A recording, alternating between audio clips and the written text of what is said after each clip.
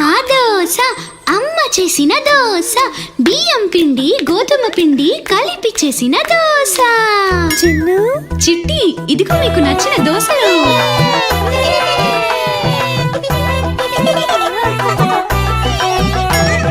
దోశ మా దోశ అమ్మ చేసిన దోశ బియ్యం పిండి గోధుమ పిండి కలిపి చేసిన దోశ. నాన్నకేమో 4 అమ్మకేమో 3 అక్కకేమో 2 చిన్న బాబుకేమో 1 మరి నాకు ఇదిగో ఇవన్నీ నీకే. ఎంత తిన్నా తినాలనిపిస్తుంది అందరి నోరు ఊరిస్తుంది.